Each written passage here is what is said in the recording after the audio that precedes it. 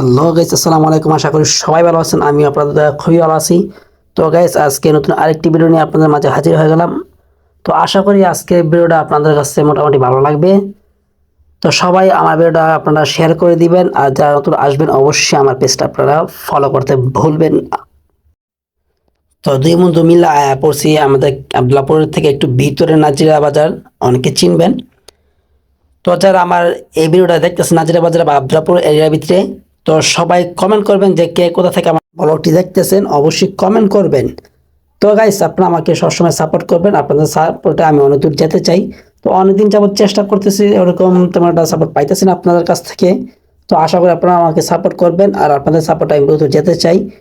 তো আমার টার্গেট, আমি এই ফেসবুক প্ল্যাটফর্মে আমি কিছু একটা করতে চাই আপনাদের সাথে নিয়ে। তো আশা করি আপনারা আমার সাথে থাকবেন, আমার শেষ পর্যন্ত থাকবেন, সবসময় আমার সাথে থাকবেন। আর যাদের কাছে আমার ভিডিওটা পছন্দ অবশ্যই ভিডিওটা শেয়ার করে দেবেন, আর যারা নতুন আসবেন অবশ্যই আমার পেজটা আপনারা ফলো করতে ভুলবেন না। তারপর নাজির বাজার আইসা হোটেলে ঢুকে গেলাম, আর হোটেলে ঢুকে হালকা পাতলা নাস্তা পানি করতেছি। আর এই সময়টা ছিল সন্ধ্যার আগ মুহূর্তে, আর ওইরকমভাবে ভিডিওটা হয় নাই, ভিডিওটা অন্ধকার দেখা যাইতেছে, তেমন একটা ভালো দেখা যায় নাই।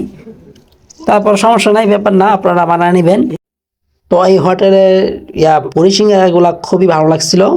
প্রথমবার নেওয়ার পর আবারও নিয়েছি, খাইছি, ভালো লাগছে।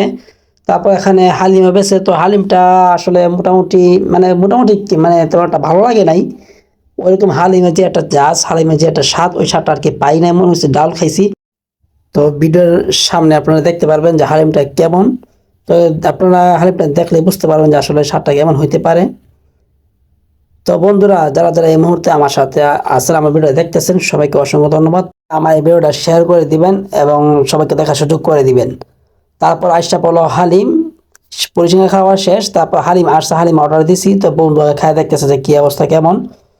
বন্ধু কইছিল যে মোটামুটি স্বাদ হইব নাকি, যেহেতু আমরা সিঙ্গারা পুরি মোটামুটি অনেক কিছু খাইছি, ভাজা পোড়া, ওগুলো আমাদের কাছে স্বাদ লাগছে। এই জন্য বন্ধু বললো যে হালিম অর্ডার দাও, ভালো লাগবে।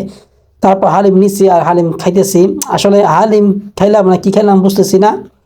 তো যাই হোক, ব্যাপার না, সমস্যা নাই। তো গাইস, যারা যারা এই মুহূর্তে আসছেন, আমার একটাই কথা, আপনারা আমার ভিডিওটা আপনারা শেয়ার করবেন, এবং যারা নতুন আসবেন আমার পেজটা ফলো করে দিবেন। গাইজ, সবাই আমার ভয়েসটা ইগনোর করবেন, কারণ আমার অনেক ঠান্ডা লাগছে, প্রায় 10 থেকে 15 দিন হয়েছে।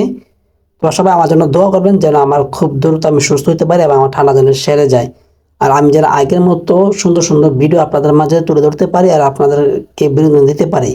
তো আমি মূলত ব্লগ ভিডিও করি, আর মাঝে মধ্যে ফানি ভিডিও বানাই, আর কিছু কন্টেন্ট, শর্ট কন্টেন্ট আমি তৈরি করি, যে জীবনের বাস্তবতা বা এগুলা তুলে ধরার চেষ্টা করি।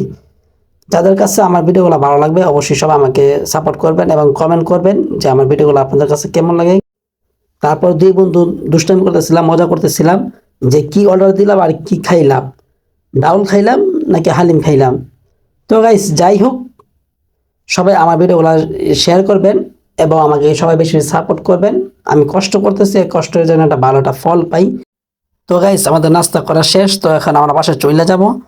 তো যারা এতক্ষণ আমার ভিডিওটা দেখছে, আমার ব্লগ ভিডিওটা, তো আশা করি সবাই আমাকে সাপোর্ট করবেন আগের মতোই, সবাই বেশি বেশি সাপোর্ট করবেন এবং আমার পেজটা ফলো করে দিবেন। তো সবাই ভালো থাকবেন, সুস্থ থাকবেন, আমার নেক্সট পেজের জন্য অপেক্ষা করবেন। খুদা হাফেজ।